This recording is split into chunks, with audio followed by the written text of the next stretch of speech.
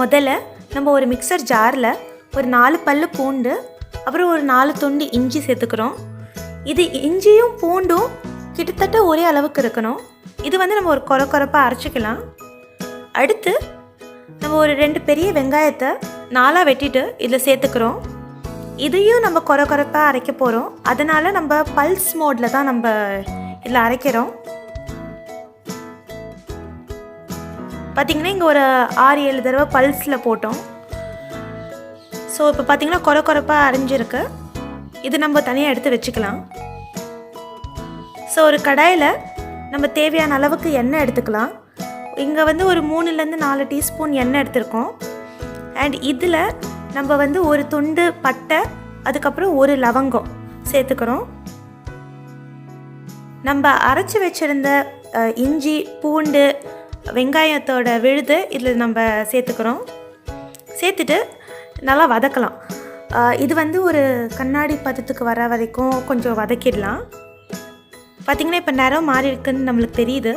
இதில் ஒரு 1/2 cup tomato பியூரி சேர்த்துக்கிறோம். ஒரு பெரிய தக்காளியை நம்ம சுடுதண்ணியில் போட்டு தோல் உரித்து அரைச்சி எடுத்துக்கிட்டால் அதுதான் டொமேட்டோ பியூரி. ஒரு மிக்ஸ் பண்ணதுக்கு அப்புறமா இதில் நம்ம வந்து ஒரு டீஸ்பூன் மிளகாய்த்தூள், 1 டீஸ்பூன் மல்லித்தூள், 1/4 டீஸ்பூன் மஞ்சள் தூள் அண்ட் உப்பு வந்து நம்ம தேவையான அளவுக்கு சேர்த்துக்கிறோம். நம்ம வந்து இது வந்து உப்பு கம்மியாகவே சேர்த்துக்கலாம். ஏன்னா நம்ம சென்னா ஆட் பண்ண போகிறோம் இல்லையா, மூக்கல்ல ஆட் பண்ணுறப்போ அதுலேயே நம்ம உப்பு போட்டு தான் வேக வச்சுருப்போம். ஸோ அதுக்கு ஏற்ற மாதிரி இதில் உப்பு சேர்த்துக்கோங்க.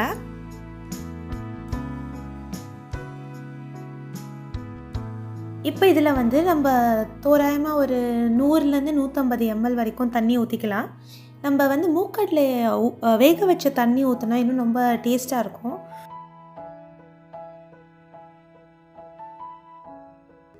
இப்போது நம்ம வந்து இது கொதிக்கிற வரைக்கும் வெயிட் பண்ண போகிறோம்.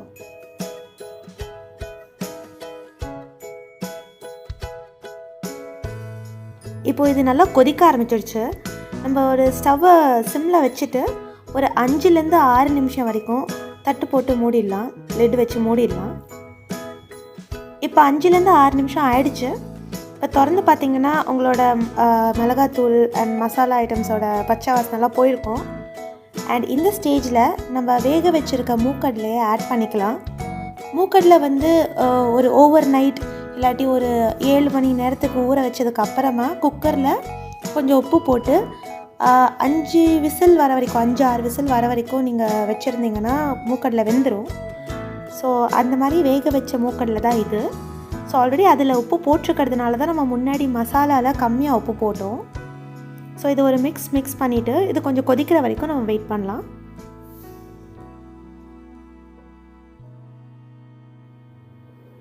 இப்போது நம்ம மசாலா நல்லா கொதிக்க ஆரம்பிச்சிருச்சு.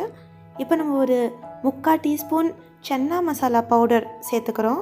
அதுக்கப்புறம் ஒரு 1/2 டீஸ்பூன் கரம் மசாலா பவுடர் சேர்த்துக்கிறோம். சேர்த்துட்டு நல்லா மிக்ஸ் பண்ணிடலாம். இது வந்து நம்ம கிட்டத்தட்ட ஃபினிஷிங் ஸ்டேஜில் தான் இந்த 2 பொருளையும் ஆட் பண்ணுவோம்.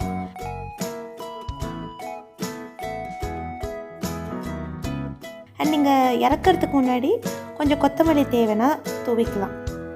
அண்ட் அவ்வளோதான், ஈஸியான ஒரு ரெசிபி. ட்ரை பண்ணி பார்த்துட்டு எப்படி இருந்துச்சுன்னு சொல்லுங்கள்.